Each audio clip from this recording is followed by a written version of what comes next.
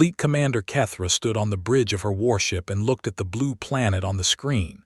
It was a small world, covered mostly in water with patches of green and brown land. Nothing special, nothing dangerous. At least, that was what she believed. The Velthari hegemony had conquered 37 species across the galaxy. Kethra herself had led invasions on 12 worlds. She had seen empires fall. She had watched entire civilizations surrender within hours of her arrival. The pattern was always the same: show overwhelming force, destroy a few buildings, wait for the white flags. It never took long. Her scout drones had found something interesting on this world. A small installation buried inside a mountain range on one of the larger continents. The thermal readings suggested maybe 200 life forms inside, probably a research station or a mining facility. Nothing that would require more than a quick strike. Deploy 200 shock troops, Kethra ordered.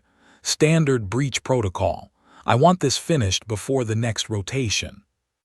Her second officer, a young male named Voss, looked at the data on his screen. Commander, should we not scan for defensive systems first? Kethra made a sound that was the Velthari version of a laugh. Defensive systems. Look at this world, Voss. They have not even discovered faster-than-light travel. They are still burning fossil fuels. Their most advanced weapons are nuclear devices that they are too afraid to use on each other. What defensive systems could they possibly have that would threaten us? Voss said nothing more. He had learned not to question the commander. The dropships launched from the main vessel and descended through the atmosphere. Inside each ship, Velthari shock troops checked their weapons and armor. They were the best soldiers in the hegemony. Each one had been genetically modified for strength and speed. Each one had killed dozens of enemies in combat. They feared nothing. Squad leader Reth watched the mountain grow larger on his display screen. The installation was built into the rock itself, with only a small entrance visible from the outside. Strange choice for a research station, he thought, but primitive species often did strange things. 30 seconds to landing, the pilot announced. Reth stood and addressed his soldiers. Standard formation.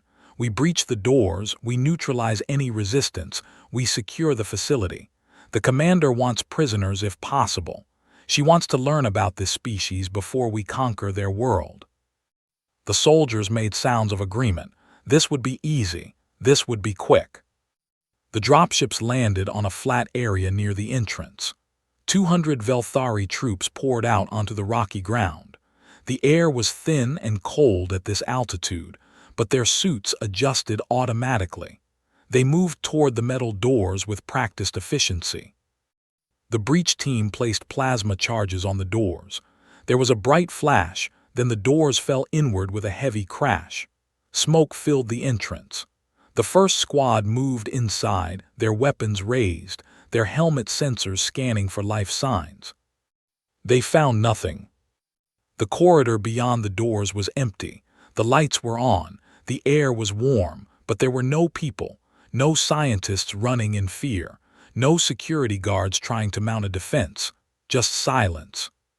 Squad 1, report, Reth said into his communicator.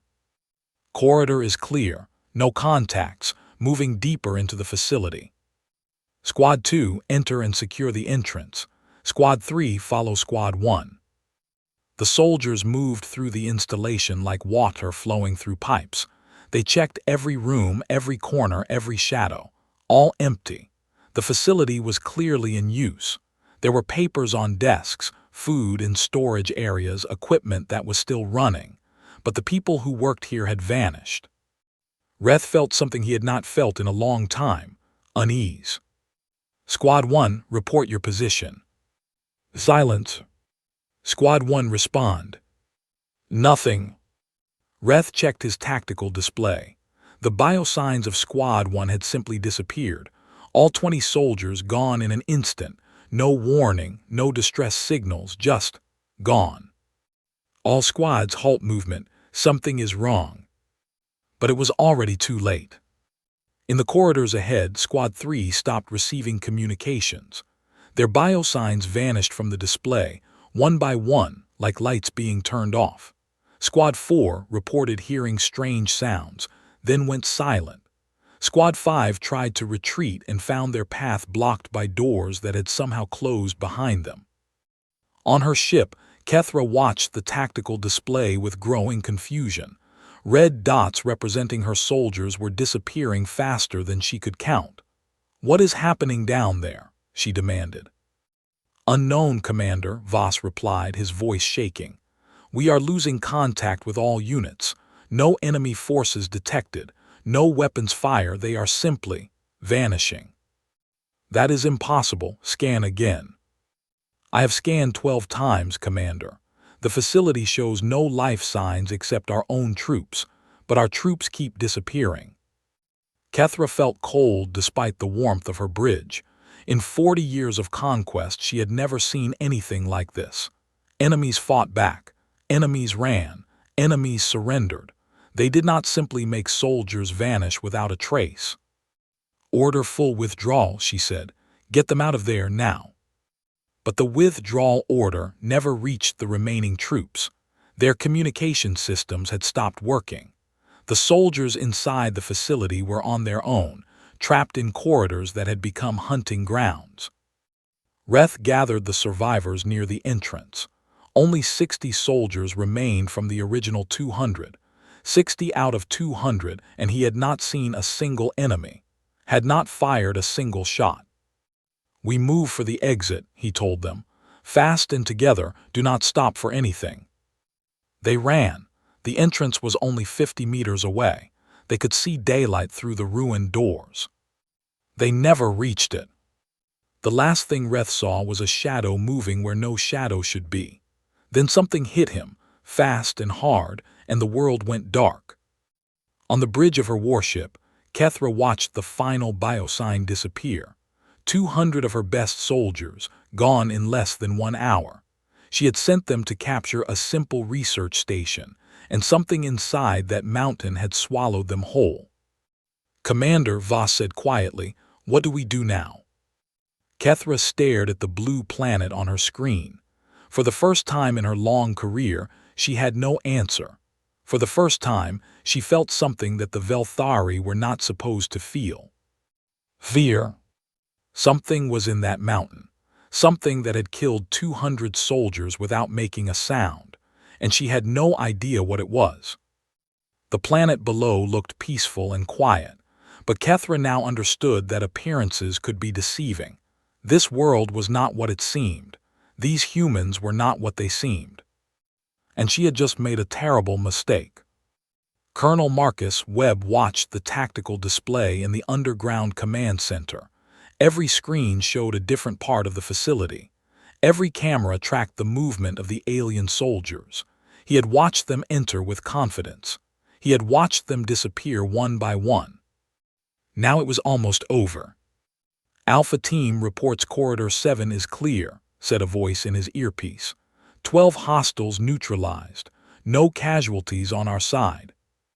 "Confirmed," Webb replied. "Bravo Team status.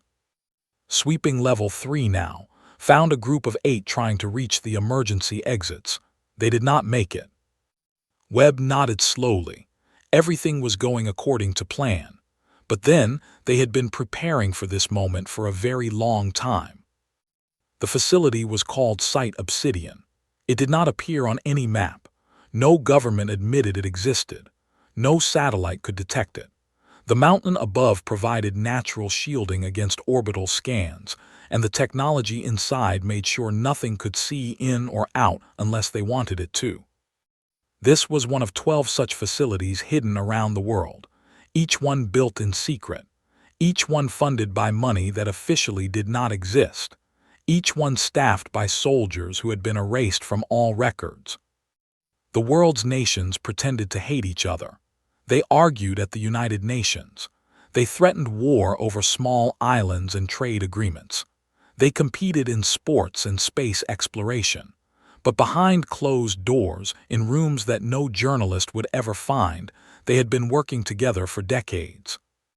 Because they all knew the same truth. The universe was vast, the universe was old, and humanity was neither alone nor safe.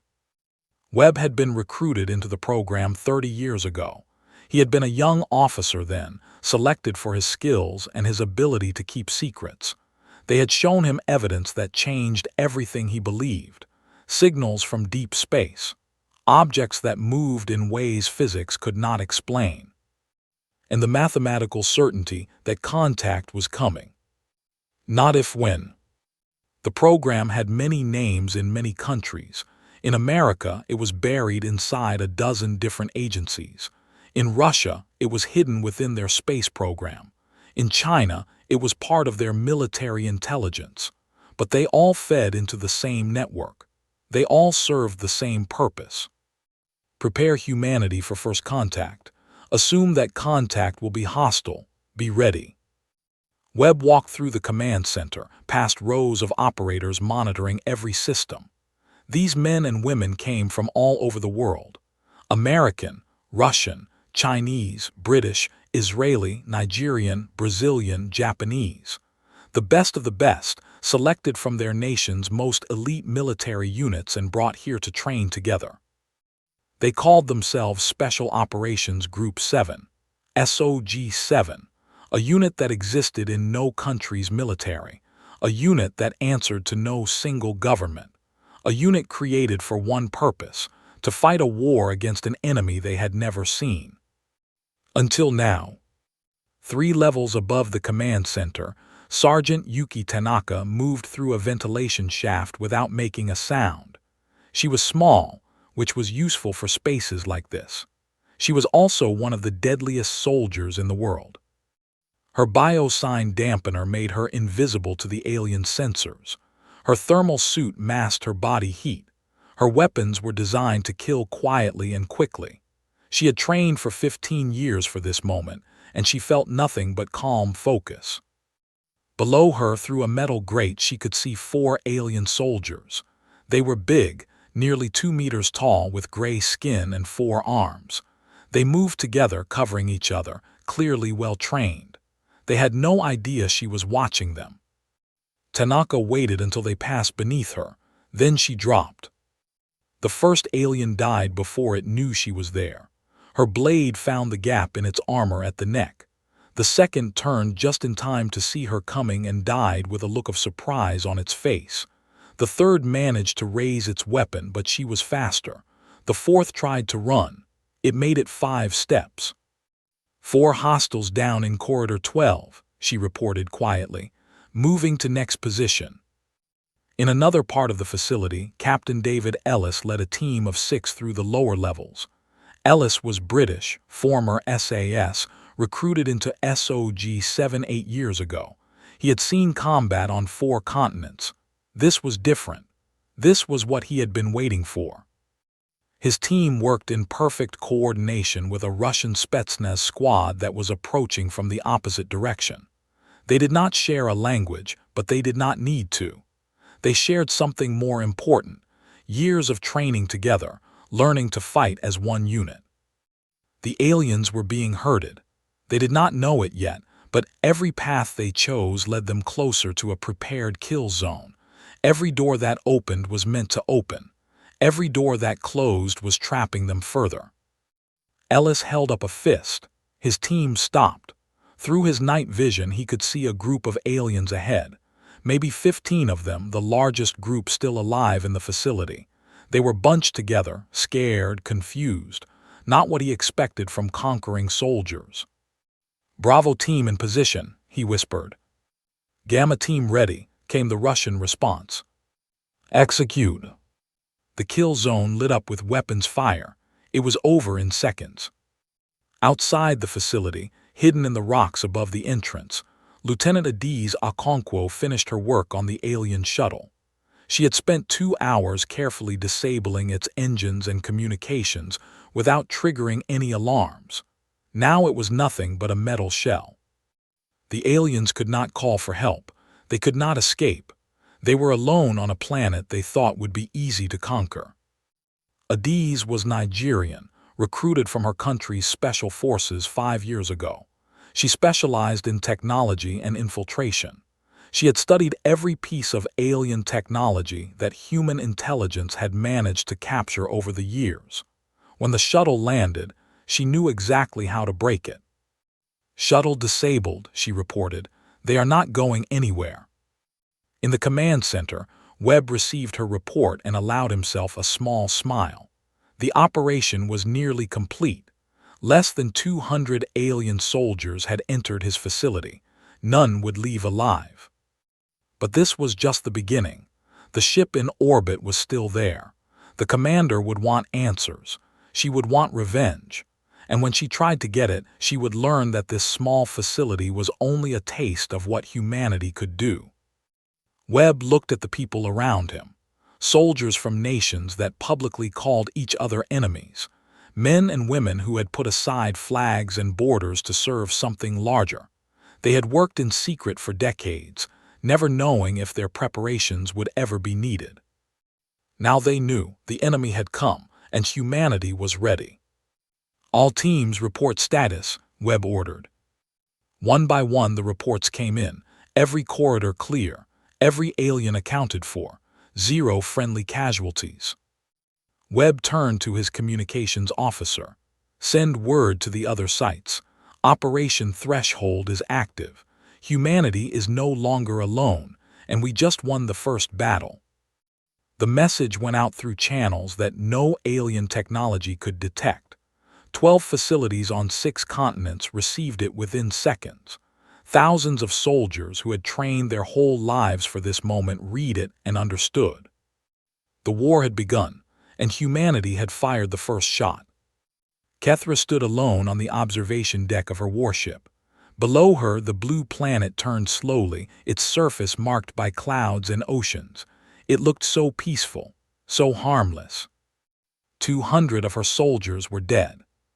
She had not slept since the attack. Her mind kept returning to the same questions. How had they known? How had they been so prepared? And most importantly, what kind of species could do this? The Velthari had conquered dozens of worlds. They had faced warriors and scientists, empires and tribes. Every species reacted the same way when the warships appeared. Panic, confusion, desperate attempts to negotiate, eventually surrender. But these humans had not panicked. They had not been confused. They had been waiting. "Commander," Voss said, entering the observation deck, "we are receiving a transmission from the planet." Kethra turned sharply. "What kind of transmission?" "Video, on our command frequency." That was impossible. Their command frequency was encrypted with codes that had never been broken. No primitive species should even know it existed, let alone be able to send messages through it. "Put it on screen," Kethra ordered. The image that appeared showed a simple room with concrete walls. A human male sat in a metal chair at the center. He had gray hair and a weathered face. His eyes were steady and calm. Behind him stood 12 other humans in dark uniforms with no markings. They did not move. They did not speak. They simply stood there, watching. "I am Colonel Marcus Webb," the man said. His voice was translated automatically by the ship systems.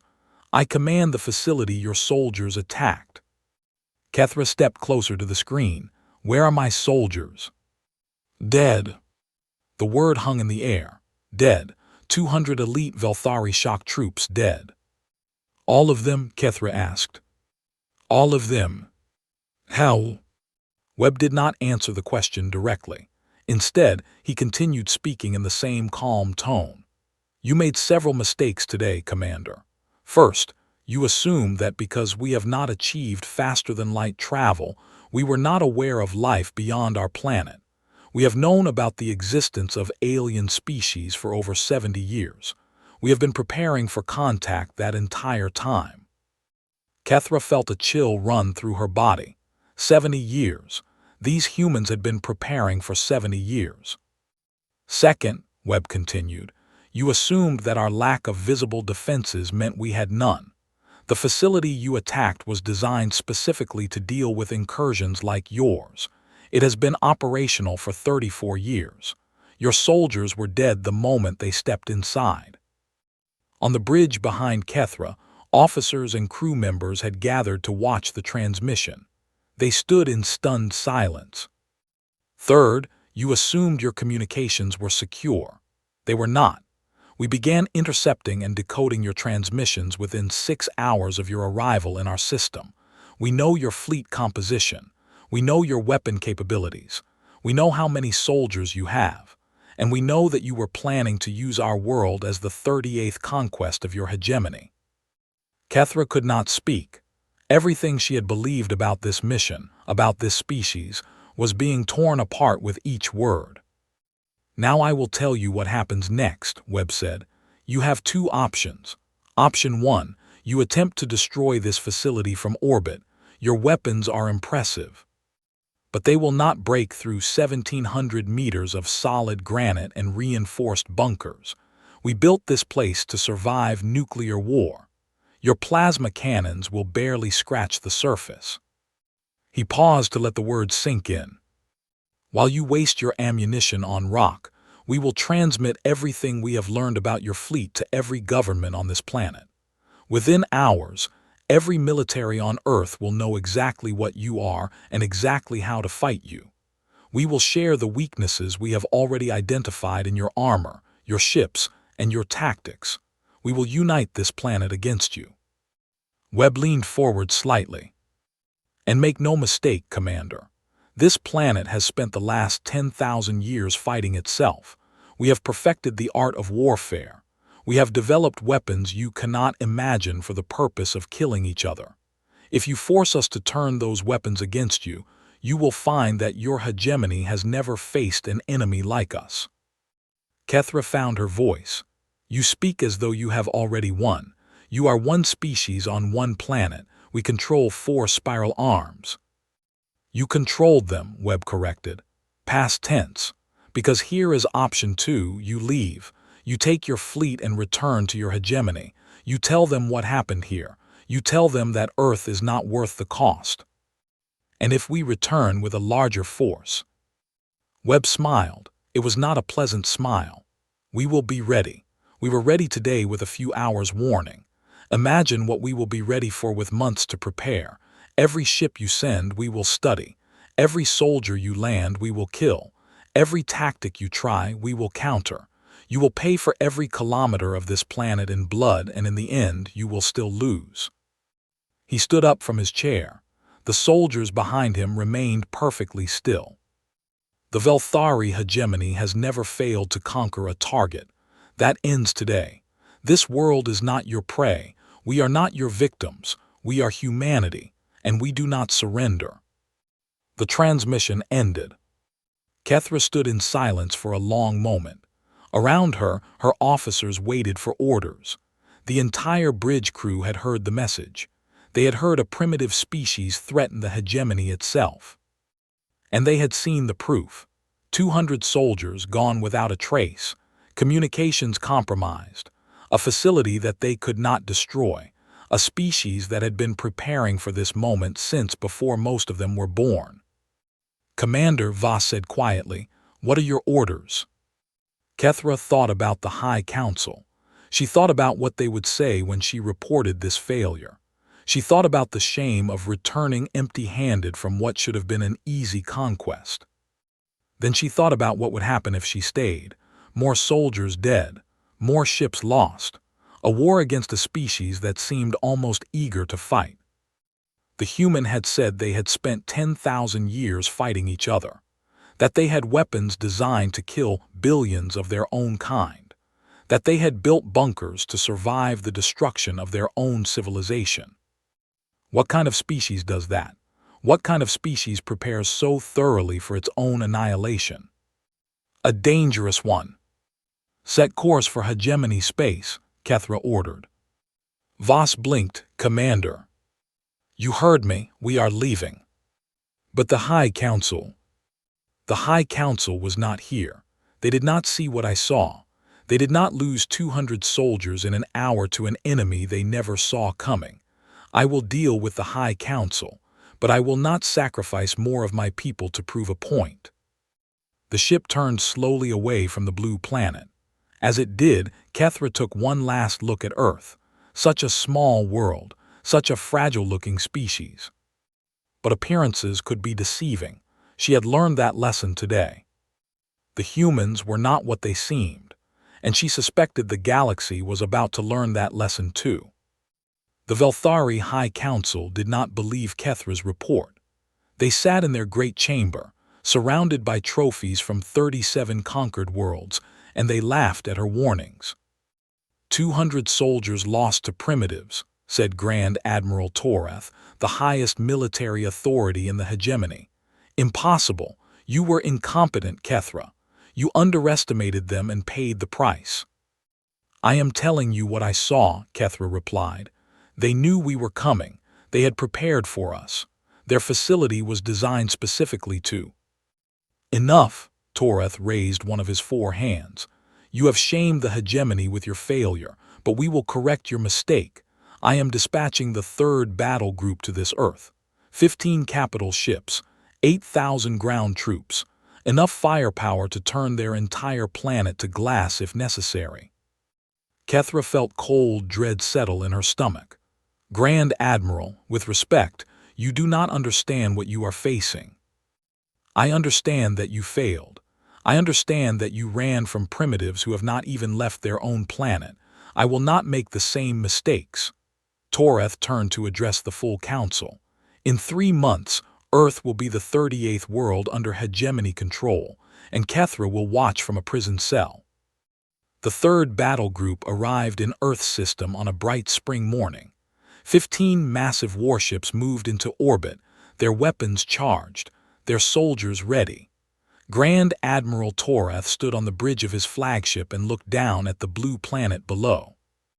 Begin landing operations, he ordered. All sectors simultaneously, overwhelm them with numbers. Dropships launched by the hundreds. They descended toward every major landmass, carrying soldiers who were eager to prove that the hegemony could not be stopped by primitives. They expected fear, they expected chaos, they expected surrender. They found something else entirely. The first wave landed in 100 different locations around the planet, and in every location they found the same thing: empty cities, empty towns, empty military bases. The humans had vanished. Where are they? Toreth demanded. Unknown, Grand Admiral. Sensors detect life signs underground in many locations, but surface population appears to have evacuated. Underground. The word triggered a memory of Kethra's report. Bunkers. The humans had built bunkers. Find those underground locations. We will dig them out. But the Velthari never got the chance. The first attacks came at night. Velthari supply depots exploded without warning. Communication towers went dark. Soldiers on patrol simply disappeared, taken by shadows that moved too fast to track. Colonel Webb coordinated the resistance from Site Obsidian. Around the world, his counterparts did the same from their own hidden facilities. They had planned for this moment for decades. Every city had evacuation routes. Every region had resistance cells. Every civilian who stayed behind was actually a soldier in disguise. The Velthari thought they were occupying empty land. In reality, they had walked into the largest trap in human history. Captain Ellis led his team through the ruins of a European city. Above ground, Velthari patrols marched through empty streets. Below ground, 3,000 human soldiers waited in tunnels that had been prepared years ago. Target is a Velthari command post, Ellis told his team. 12 officers, including a regional commander. We take them out, their forces in this sector lose coordination. They struck at midnight. The attack lasted 4 minutes. When it was over, 12 Velthari officers were dead and Ellis's team was gone, vanished back into the tunnels like ghosts. Similar attacks happened every night all over the world. Human resistance cells struck without warning, killed quickly, and disappeared before reinforcements arrived. They did not try to hold territory. They did not fight pitched battles. They simply killed and vanished, night after night. Toreth raged on his flagship. Find them. Use orbital bombardment if you have to. Grand Admiral, their underground facilities are too deep. Our weapons cannot reach them. Then starve them out. They appear to have stored supplies for years, perhaps decades. Toreth slammed his fist against the command console. This was not how conquest was supposed to work. The enemy was supposed to stand and fight. The enemy was supposed to realize they could not win. The enemy was supposed to surrender. But the humans did none of these things. They simply kept fighting. 3 months into the invasion, Toreth had lost over 2,000 soldiers, not in battles but in small attacks. 10 soldiers here, 20 soldiers there. A commander assassinated in his bed. A supply convoy destroyed on a road. Death came in small pieces, but it never stopped coming. And then the humans began returning Velthari prisoners. The first ones appeared outside a Velthari base, stumbling out of the darkness. They were alive, but something had changed. Their eyes were empty. Their voices shook. They spoke of humans who could see in complete darkness, of soldiers who felt no pain, of interrogators who knew exactly which questions to ask. They knew everything, one prisoner whispered. Our codes, our plans, our weaknesses, they knew it before we told them. The psychological effect was devastating. Velthari soldiers began to fear the night. They started seeing enemies in every shadow. Morale collapsed. Discipline broke down. Toreth tried to rally his forces. He gave speeches about hegemony honor. He promised reinforcements. He threatened punishment for cowardice. Nothing worked. His soldiers had lost the will to fight. The human strategy became clear. They were not trying to defeat the Velthari in open combat. They were trying to break their spirit, and it was working. 6 months after the invasion began, Toreth received a message from the High Council. The losses had become too great. The conquest was costing more than it could ever gain. He was ordered to withdraw. Toreth stood on his bridge and watched his remaining ships prepare to leave. Half of his fleet was damaged. 3/4 of his ground forces were dead or too traumatized to fight. The greatest military force the hegemony had ever sent against a single world had been defeated by a species that had never left its own planet. As his flagship turned away from Earth, Toreth thought about what he had learned. The humans had spent their entire history fighting each other. They had developed strategies and weapons for enemies far more numerous than the Velthari. They had built bunkers designed to survive the end of their own civilization. And through it all, they had been preparing for this, waiting for an enemy from the stars, knowing that someday something would come. The humans called this kind of warfare many names: guerrilla, asymmetric, resistance. They had been practicing it for thousands of years, perfecting it against each other. For the Velthari, it had been a nightmare. For the humans, it had been routine. As the fleet entered faster-than-light travel, Toreth made a decision. He would tell the High Council everything. The truth, no matter how shameful, because the galaxy needed to know. Earth was not a world to be conquered. Earth was a world to be avoided, and any species foolish enough to attack it would learn the same lesson the Velthari had learned. Humanity did not surrender. Humanity did not give up. Humanity fought until the enemy was broken and gone. And they had been ready for this moment their entire lives. 10 years had passed since the Velthari withdrawal. The galaxy had changed in ways that no one could have predicted. Merchant Kilos sat in a trading station at the edge of explored space, listening to stories from travelers who had journeyed far beyond hegemony borders. He was a collector of information, a dealer in rumors and secrets. And lately, one topic came up more than any other. Earth. They say the hegemony declared it a quarantine world, said a trader from the Mirth system. No ships are allowed within 3 light years. Any vessel that enters the zone is never heard from again. I heard the humans have started building ships of their own, added another traveler. Not exploration vessels, warships. Kilos nodded slowly. He had heard these rumors too. He had also heard darker stories. Stories that made even experienced spacers lower their voices and look over their shoulders. Far across the galaxy, in the great halls of the Velthari High Council, Grand Admiral Toreth addressed a gathering of military leaders from a dozen species. He was old now, his gray skin marked with the scars of his failed conquest. But his words carried weight. He had seen things that few others had survived. "You ask me why the hegemony abandoned its invasion of Earth," Toreth said. "You ask why we declared it forbidden space. I will tell you." He activated a display showing the blue planet. It looked so peaceful, so ordinary. "We sent 15 capital ships and 8,000 soldiers. We expected conquest within weeks. Instead, we fought for 6 months and lost over 6,000 troops, not in battle, in shadows, in darkness, in ambushes that we never saw coming." The gathered leaders shifted uncomfortably. These were powerful beings, commanders of vast fleets and armies, but the tone in Toreth's voice made them uneasy. "The humans did not fight like any species we had encountered. They did not try to match our strength. They did not meet us on open ground.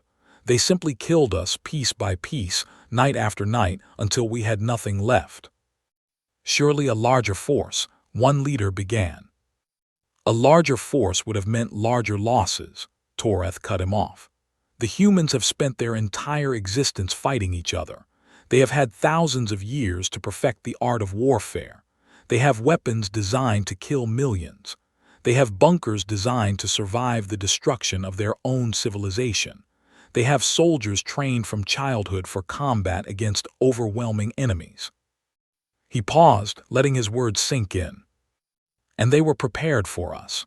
They knew we were coming decades before we arrived. They built facilities specifically designed to defeat alien invaders. They trained special units whose only purpose was to fight enemies from the stars. By the time we realized what we were facing, it was too late." The display changed to show images captured during the invasion. Velthari soldiers lying dead in corridors, destroyed equipment, empty cities that had become traps. "We thought they were primitives because they had not achieved faster-than-light travel. We were wrong. They had chosen to stay on their planet because they knew the galaxy was dangerous. They had chosen to prepare rather than explore. And when we came, they were ready." Toreth turned off the display. "I am here to deliver a warning. Leave Earth alone. Do not trade with them. Do not contact them. Do not even enter their region of space. Because if you do, if you give them a reason to see you as a threat, you will face the same fate we did." "And what fate is that?" asked a leader from the Sorth Collective. Toreth looked at him with eyes that had seen too much. "Extinction." Back on Earth, in the mountains that had sheltered Site Obsidian for so many years, Colonel Marcus Webb stood at a window and looked up at the stars. He was old now, retired from active service, but still consulted by those who had taken his place. The world had changed since the invasion. The secret was out. Humanity knew it was not alone, and humanity had responded in its usual way, by preparing for the worst while hopping for the best. 12 hidden facilities had become hundreds. Special Operations Group 7 had grown into an entire military branch, now called the Planetary Defense Force. Underground bunkers had been expanded to shelter billions, and in secret shipyards around the world, humanity was building its first fleet of warships. Webb's communication device beeped. He looked at the message and smiled. The first human faster-than-light ship had completed its test flight. Humanity was no longer bound to its home world. Soon, they would venture out into the galaxy that had tried to conquer them. Webb wondered how the galaxy would react when humans started appearing on their stations and planets. He suspected it would be with fear. Good. Fear kept people cautious. Fear kept them from making mistakes. Sergeant Yuki Tanaka, now General Tanaka, commanded the Planetary Defense Forces Training Division. She spent her days teaching new recruits the lessons that SOG-7 had learned during the invasion. "The galaxy thinks we are dangerous," she told a class of young soldiers. "They are right, but not for the reasons they believe. We are not dangerous because we are violent. Many species are violent. We are dangerous because we are patient, because we plan, because we prepare." She looked at the faces watching her. Young men and women from every nation on Earth, training together as their predecessors had done for decades. The Velthari thought they were conquering a primitive world. They did not understand that every war we have ever fought was practice for the one that mattered. Every weapon we developed, every tactic we created, every soldier we trained, it was all preparation for the day when something came from the stars. She smiled. That day came, and we were ready. In the dark corners of the galaxy, the stories continued to spread. Traders whispered them in bars. Diplomats discussed them in secret meetings. Military commanders studied them with growing concern. There was a world at the edge of explored space. Its people had been fighting each other for 10,000 years. They had developed weapons that could destroy their entire civilization. They had built bunkers to survive that destruction. They had created soldiers who could kill without being seen, who felt no fear, who never stopped fighting. The Velthari hegemony had conquered 37 species. They had ruled 4 spiral arms with absolute power, and they had declared one small blue planet forbidden, too dangerous to approach. Some species thought this was exaggeration. Some thought the hegemony had simply failed through incompetence. Some believed they could succeed where others had not. Those species were fools. Because in the mountains of Earth, in facilities hidden from all eyes, soldiers still trained, weapons still improved, plans still developed. Humanity had faced its first test and passed, but they knew others would come. The galaxy was vast and full of dangers, and humanity would be ready. It had always been ready. On a moonless night, Colonel Webb looked up at the stars one last time. Somewhere out there, alien species were learning about Earth, learning to fear it, learning to avoid it. Good, because humanity had a message for the galaxy, a simple message that the Velthari had learned the hard way. We are not your prey, we are not your victims, we are humanity. And we do not surrender. Ever.